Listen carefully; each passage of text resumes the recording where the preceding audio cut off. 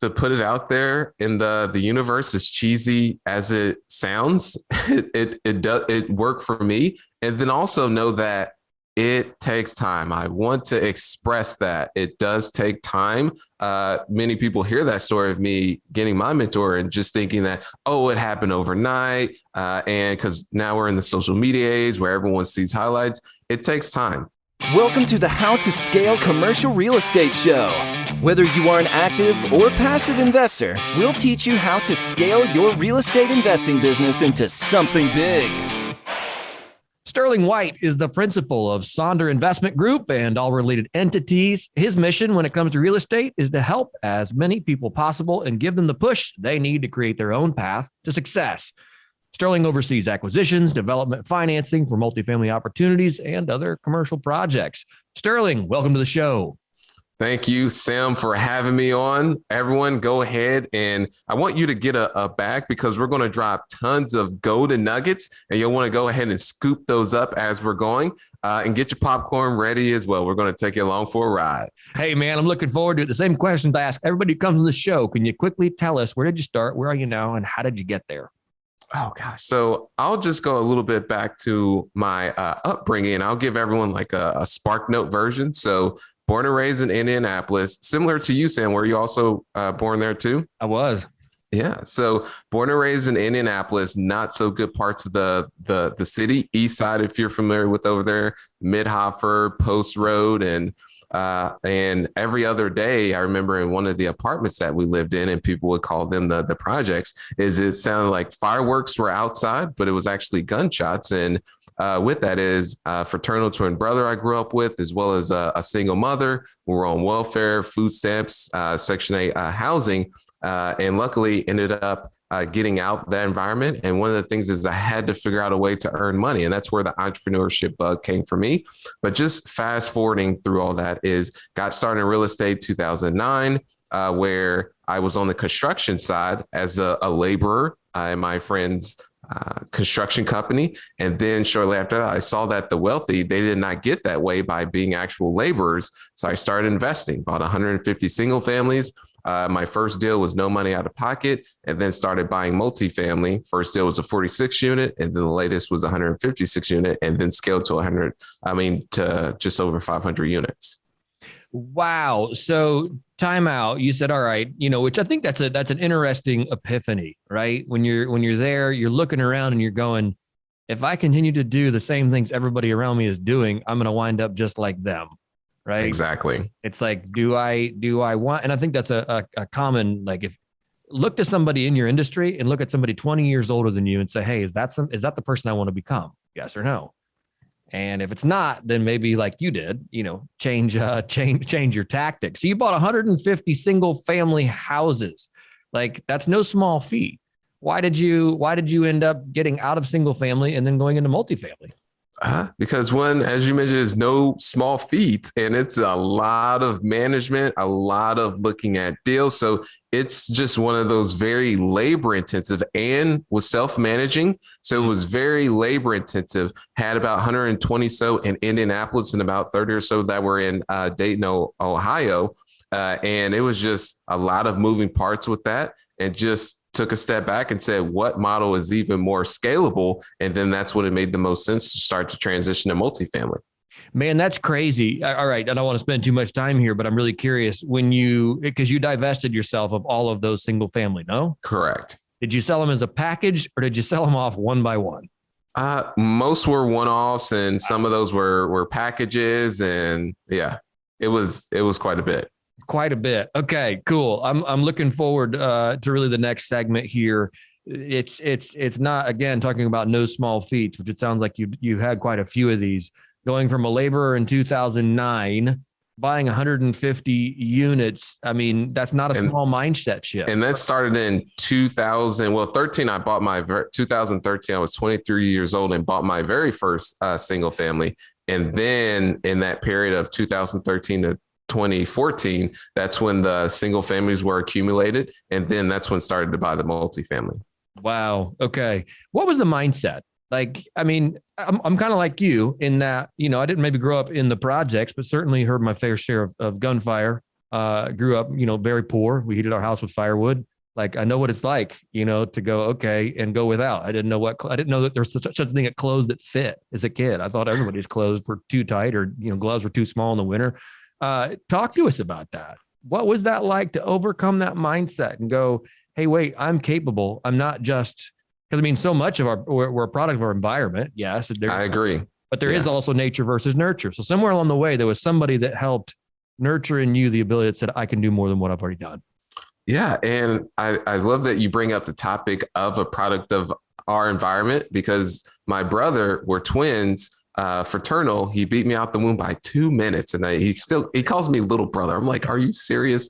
But he ended up taking a different path in life from being a product of that environment. And I actually took a completely different shift. So the people you surround yourself with is true, because mother moved us out from the inner city to the suburbs. We were still in lower income housing, but we were no longer in public schools. We were in township schools, which are township schools are a lot better, completely different people I surrounded myself with. My brother went back to that environment and took the path and is facing hard time, unfortunately, due to the decisions he made.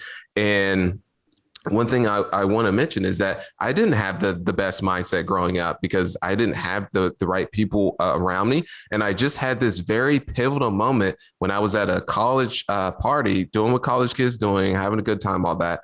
And I drift away from the crowd, and I'm out in the middle of this canoe or boat, whatever the difference is between those two, in the middle of a lake or a pond, whatever the difference is between those two.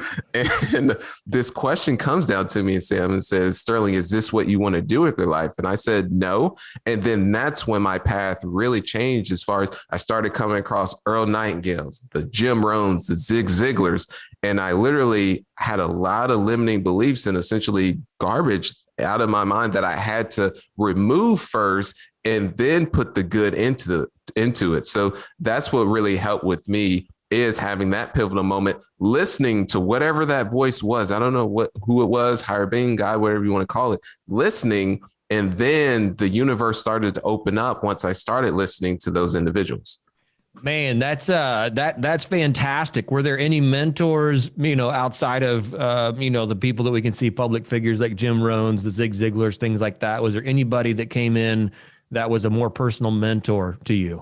Yes. And that was a person that was actually at the CrossFit gym that I was working out at, that I was bartering as a way to pay for the membership, because I didn't have any money. And with that is that I established this relationship with this person and never thought they would be my mentor. And then just one day I approached him because I overheard he was a member at the CrossFit gym. And at that time I was training for a world record. That's another conversation in itself. But he was talking about doing construction and the build out. And just for some reason I said, well, I know Will. I asked him out to Subway and said, how can I be of value to you and your business? I want to work for you. And then he was like, I was like, you don't even have to pay me anything. And then he took me up on that. Next day I was in his property management office helping out. And then another moment came that he said, well, I'm looking to buy some single families. He owned some apartments, but he was looking to diversify. Normally it's the other way, from single family to multifamily. And I said, this is perfect. Now it's just up to me to find the deal. Wow, that's fantastic. What advice would you give to somebody who is looking for a mentor? To put it out there in the universe, as cheesy as it sounds, it worked for me. And then also know that it takes time. I want to express that it does take time. Many people hear that story of me getting my mentor and just thinking that, oh, it happened overnight. And because now we're in the social media age where everyone sees highlights, it takes time. And that you may have to speak to multiple individuals, because I just happened to luck out, if you want to call it that this person was older. They saw something in me and they decided to take me up under their wing. Some people just don't have the time or the bandwidth. I get approached with it. I just don't have the time to be able to do that. Right. Yeah. That's a great point there. The time it takes. And especially in the social media age. And that's this business. This is not, I don't think, a get rich quick business. You can get some good licks along the way, but this is like all good things. It takes time. Yeah. Get rich slow is what I would like to call it. Right, right. That's awesome. Start with. Talking about the Get Rich Slow program or plan that we're on. I mean, what are some things that have been instrumental for you in kind of building your momentum? Man, where do I start with that? One, it starts with mindset. That's the key thing, and just inputting as much as you can, because I had so many limiting beliefs. One is I didn't know if I would. What is it? Is the belief in myself, because I had on a daily basis people who I woke up to that said I wouldn't amount to anything. So that started with that. Wow. And then secondly is that I had limiting beliefs that you had to have a good credit score, or you had to have a large amount of cash. I'm 23 years old. How can I buy into real estate? It's an old man's game. So all these different things. So I would say it starts with mindset. That's really where I see most people get stuck. And then second is patience. Patience. That those first couple of years, I didn't make anything. And luckily I was able to live in my friend's den, and I had a side Amazon business as a way just to cover my overhead. And so there's that, just patience, knowing it's going to take time, not instant gratification. And then, man, I would say, thirdly, systems and operations. Me, where I'm at now, and looking back, I wish I would have documented a lot more of what I did. That way I can move faster moving forward. And then in addition to that is focus to as quickly as I can on the highest value activities versus the lower value activities. When you say documented, your activities a little bit better, what comes to mind, or how would you propose someone document their activities, such that they could replicate it? So from a tactical standpoint is opening up a Google Sheet. It's free to have a Google Doc, or let's say you're using your laptop and it's Microsoft Word, whatever particular process or task that you're doing is to actually, let's say, I remember each time I would go and raise money, both my partner, I would raise money for deals. The next time we would raise money for deals, we would have to think back, what did we do last time to do that? So that's a prime example that just documenting as you're going through the process. And this is another thing that comes with patience, is that I'm one of those people that's go, but now have taken the time to now document, and you're essentially taking one step back to take 2 to 3 steps in the future. So as I'm going through something, whether it's new or whatever the case is, I'll document it, and it doesn't have to be 100% of the way, because there's different ways to actually document things, like open up the browser. Okay, go to the login, but keep it on a high level. And then that will allow you moving forward to move faster. Or if you bring someone onto your team, everything's already there versus it just being in your head. Right. That's brilliant. That's brilliant. Talk to us about raising money. I know, again, you've already told us you didn't come from a wealthy background. What was it like getting investors involved in deals, especially early on, maybe without a track record? So one is start with that initial mentorship, but then ended up partnering with someone who already had the relationship with friends and family, of which they had already started doing deals and having success, and essentially tapped into that relationship. So was using friends and fans cash to buy deals. And this was what started in the single family side. And then I was doing the marketing. So putting a lot of content, being on podcasts such as this, being a contributor to bigger podcasts is a way to generate interest from outside investors. And then we would take our original investors and then essentially cash them out with the new ones. And then they would earn a return on their money, the new ones that came in. And then we would just snowball that. And that's how we were able to scale so quickly. Wow, that's awesome. When you think back, along this journey, what have been some surprises or pitfalls that you've experienced along the way? I would say took multiple pivots when starting the company, and luckily did things that didn't do things I'm glad that, or things that came up I'm glad that we didn't do. Some vice versa on that. But we had someone approach us, and this was right towards the beginning as we were starting the company, and we had some deals that a venture capitalist that said they were going to fund this, but they wanted this control, and then they also want to bring on these partners, all this. So I'm glad we passed that up. Also, there were other regulations when we were considering the crowdfunding, we were thinking, okay, let's go ahead and partner with this other operator. And then also let's go through this regulation. So we had to take multiple pivots. So that's what I would say is that being willing, especially as you're starting your company, again, that is going to take patience. And then what your original vision is that you may, depending on how the marketplace provides the feedback, that listen to the feedback and then be willing to make those pivots. Yeah, absolutely. Absolutely. So you can never lose money on the deal you didn't do. And, finding the, when your red flags go up for you guys, the VC partner going, maybe this isn't for us. Yeah, it just didn't make sense. What they were saying is the original person we spoke to, they said, okay, I'll provide this amount of cash and I'll be the one that will be able to provide insights to you and help. However, I'm going to bring all these people along with me. It's like, well, what are you? It just really didn't make any sense. It was very fishy. Yeah, absolutely. That's wild. One of the things that you are known for is some creative marketing and bringing in, sellers, maybe on a more strategic level. Can you kind of break down for us what you do and why you do it and why do you think it works? So I would say take the direct to owner approach when buying deals, because in 2017, things started to creep up in the market as far as prices going up. And when with bid on properties, people were bidding 10, 15, 20% more than what we would actually pay. So at that time said, well, why not go direct to the owner in this case? Of course, if the deal's listed with a broker, you don't go direct to the owner in that case. We build our own list. And then that's when we go the direct to owner approach.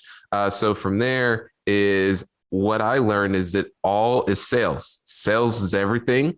So an owner may not be interested today in selling their property, but then things do change. And by having different creative ways to follow up that allow you to stand away from the crowd, meaning that most people follow up and say, now you're just in selling your property. Now you're just in selling your property. There's actual different ways how you can follow up. Send birthday cards. I'll send out to the list and people ask is, do you know their birthdays? No.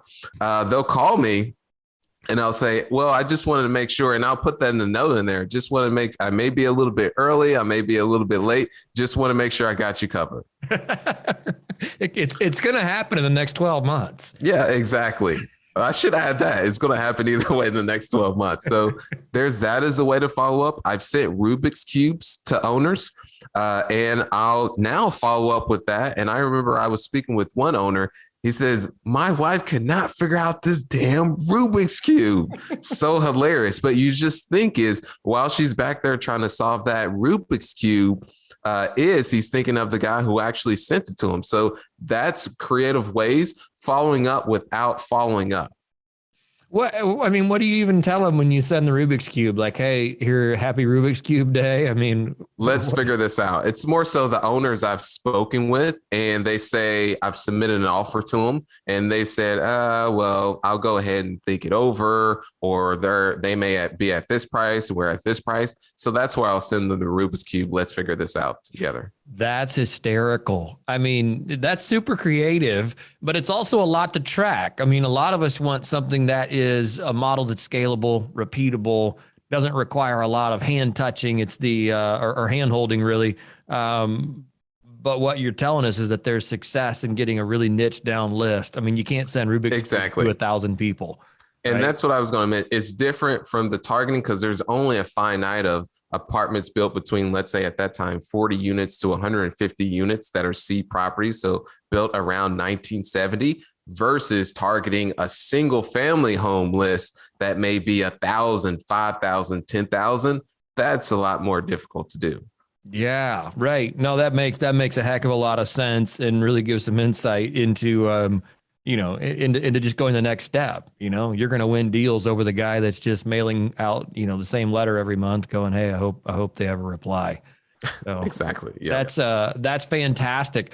Let's talk about some definitions, if you don't mind. Let's define success and then tell me, what does it mean for you to be successful?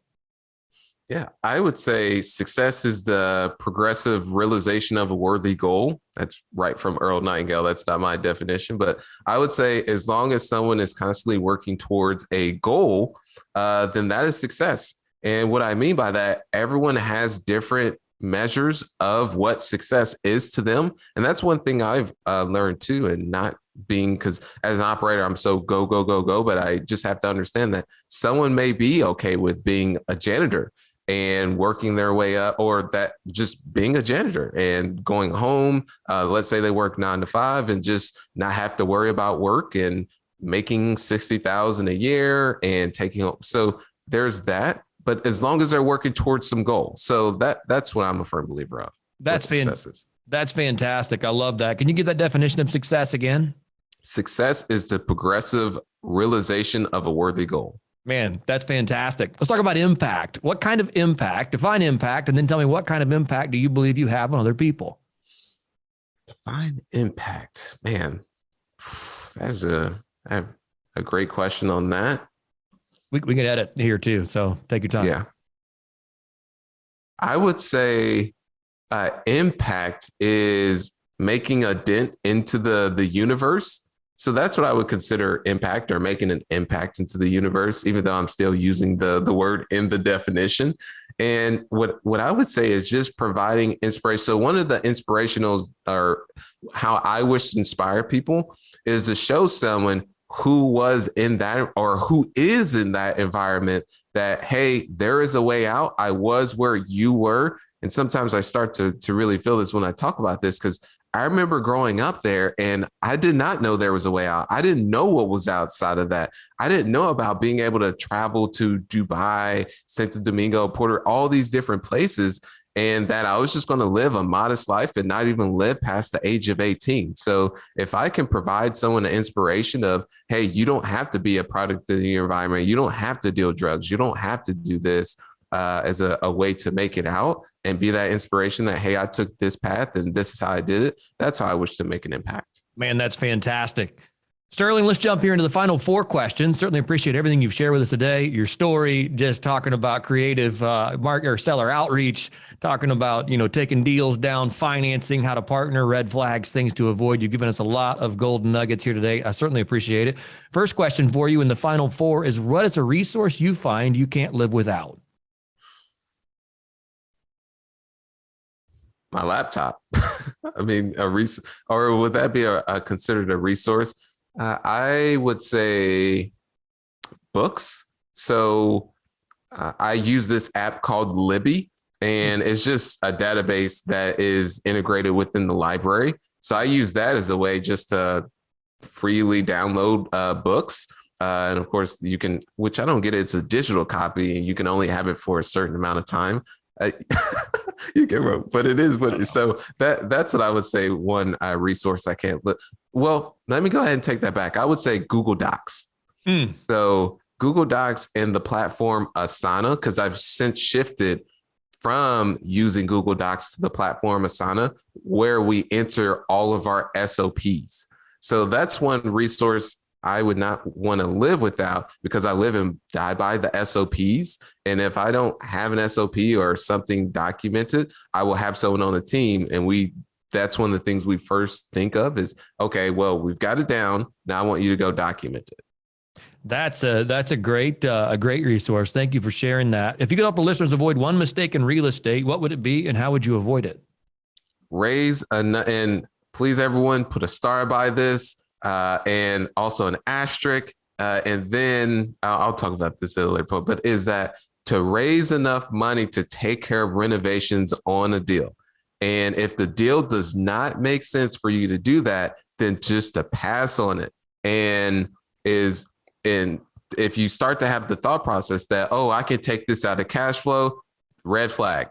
Because I've learned, and they say, gosh, I forget what the actual quote is, but yes, it's good to learn from your own mistakes, but a wise person learns from others' mistakes. I heard this mistake, still made the mistake. It was like, man, this sucks. And sometimes that still has to happen.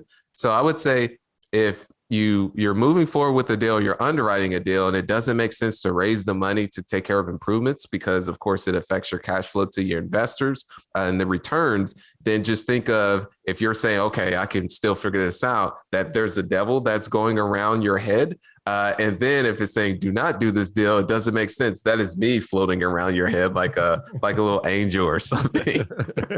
That's a hard-earned lesson. Thank you for sharing that with us. When it comes to investing in the world, what's one thing you're doing right now to make the world a better place?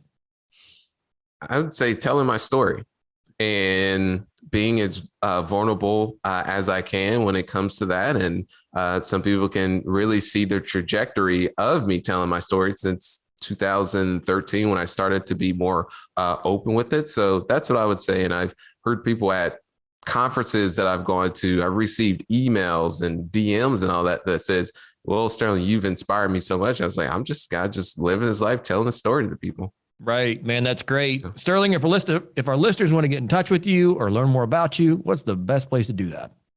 Yeah, so you can visit just Sterling White Official. One more time, that is Sterling White Official. And then you can just shoot me an email anytime at sterling@sonderinvestmentgroup.com. And that is SONDER investmentgroup.com. Sterling, thanks so much for your time today. I do appreciate it. I appreciate you, Sam. Hey, thanks for listening to the How to Scale Commercial Real Estate podcast. If you can do me a favor and subscribe and leave us a review on Apple Podcasts, Spotify, Google Podcasts, whatever platform it is you use to listen, if you can do that for us, that would be a fantastic help to the show. It helps us both attract new listeners as well as rank higher on those directories. So appreciate you listening. Thanks so much and hope to catch you on the next episode.